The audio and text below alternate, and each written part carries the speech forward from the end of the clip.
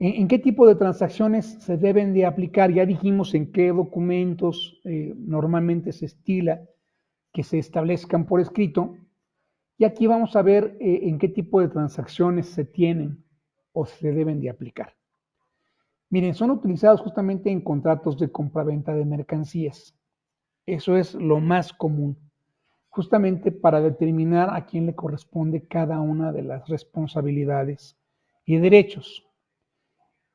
Dividir riesgos, a quién le toca hasta dónde un riesgo, lo mismo los gastos que tienen que irse realizando entre compradores y vendedores.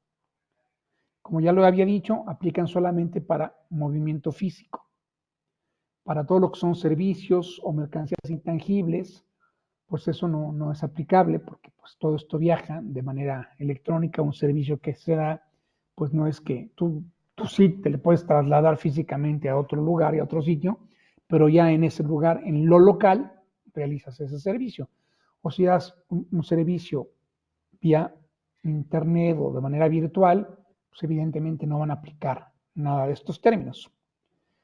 ¿Sí? Se utilizan tanto para transacciones internacionales como para transacciones domésticas. También ya lo había comentado. Así es como normalmente se deben de usar los 5 TEMS. Además de todos los demás documentos que ya comentamos y que son o refieren un carácter oficial por parte de las autoridades o de las prestadoras de servicio. Ahora, ¿cómo se debe de redactar correctamente el Incoterm?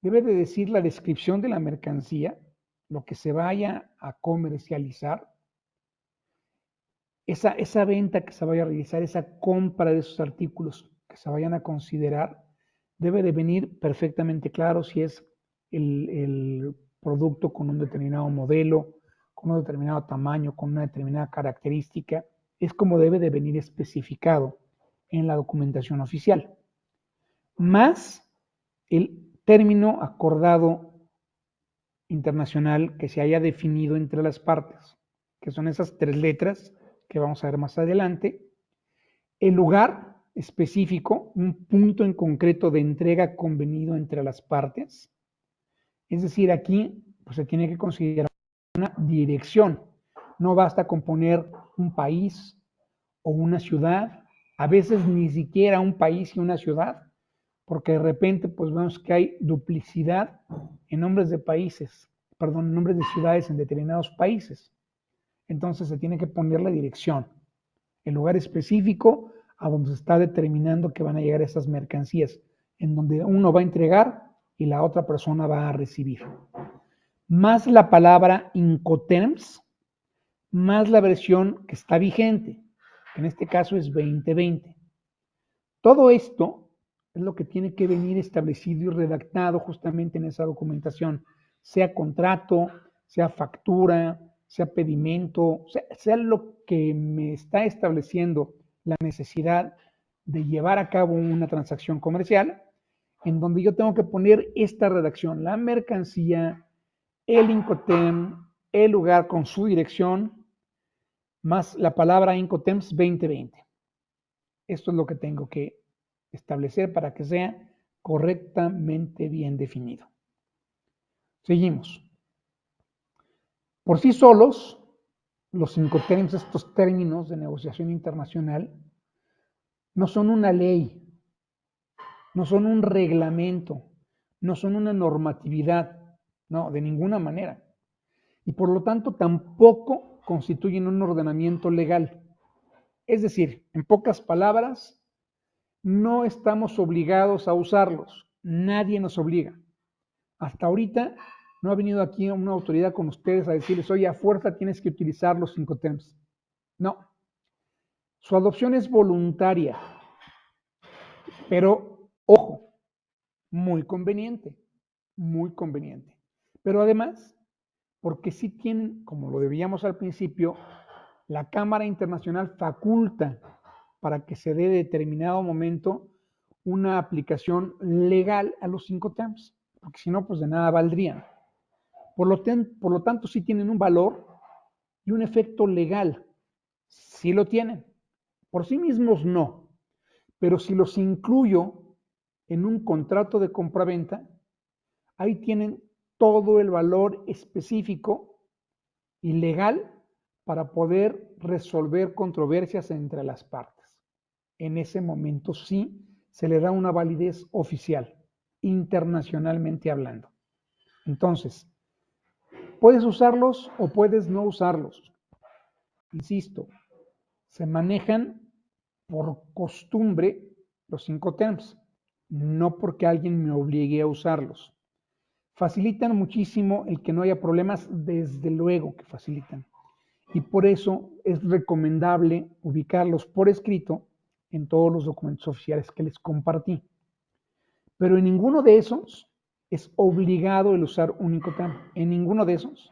Solo en un contrato de compraventa internacional de mercancías.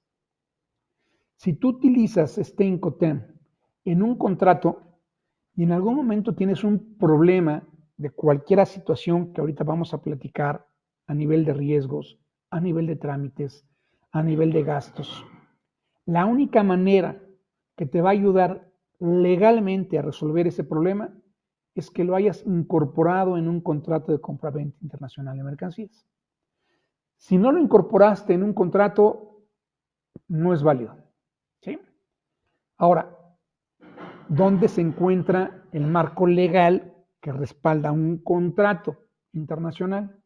En esta convención que les expliqué y que lo vimos la vez pasada, fue el último tema que vimos en la presentación. Hablábamos justamente de esa convención que se había realizado en Viena, habíamos hablado de ciertos artículos que reconocen justamente el uso y prácticas de costumbres que se aceptan justamente de manera internacional para la entrega de mercancías. Y este es el caso que ocupa y que por lo tanto aplica en los 5 terms. Entonces es muy importante que a partir de ahora ustedes tengan esa conciencia de que si no están incluidos en un contrato de mercancías de compraventa, no los voy a poder yo utilizar como una defensa en caso de que algo ocurra con mi mercancía o con la transacción que estoy realizando. Ojo, súper importante, súper importante. Esto no existía hasta los 2020. Hasta los 2020 era, ¿no?, voluntad de cualquiera de las partes el usarlos o no usarlos. Sí, por costumbre, la Cámara Internacional de Comercio acostumbraba, valga la redundancia, a apoyar en estos aspectos, aunque no estuvieran, digamos, reflejados a través de un contrato. Se dieron cuenta que esto se volvió un problema y que cada quien pues los ponía donde quería y de la manera en que quería. Entonces, por eso, a partir de los 2020, fue uno de los ajustes que se realizó para que entonces ahora sí todo el mundo esté consciente que sí y solo sí están establecidos en un contrato, tienen una validez y un efecto legal. De otra manera, no. Ahora, aquí abajo decimos los 5 terms 2020 y su relación con otros contratos. Fíjense bien, solo tienen relación directa y efecto legal con el contrato de compraventa que ya dijimos, pero de manera indirecta, es decir, no vinculante, no legal, con otros contratos, como lo que tenga que ver con los transportes, con los seguros, con cartas de crédito, que son elementos o herramientas justamente para tener la certeza de que me van a pagar las mercancías, que son otro de los riesgos que habíamos platicado. ¿Sí? Sin embargo, se espera que todos los contratos estén en línea con lo dispuesto por un contrato de compraventa, es decir, este de transporte o este de seguros o el que yo realice para contratar los servicios de un despacho que va a dirimir una controversia de si llegó o no llegó con calidad o si tiene o tal o cual certificado, pues tiene que estar alineado con un contrato de compraventa de mercancías. Debo decir que no estamos muy familiarizados ni acostumbrados a utilizar este tipo de contratos en México y pues en otras partes del mundo tampoco están acostumbrados. Entonces esto sí ha venido un poco a revolucionar el tema, porque anteriormente a los Incoterms 2020, los 2010, que eran los que estaban aplicando, las partes se entendían que si yo lo reflejaba, que si yo lo establecía por escrito en alguno de los documentos oficiales, yo iba a estar respaldado jurídicamente por la Cámara Internacional. Cuando esto se detecta y se da cuenta que no es así, entonces se hace este cambio, se ajusta y se hace esta precisión, pues entonces ahora muchas empresas de todos los países se han volcado justamente a llevar a cabo contratos de compraventa internacional que no acostumbraban tener, que no acostumbraban manejar. Bastaban órdenes de compra, bastaban hasta mensajes de correo electrónico para poder establecer justamente una responsabilidad o un acuerdo para una compra o una venta. Eso pues cada vez debe de desaparecer más y generar una formalización en cuanto a lo que sería pues una compra de esta naturaleza.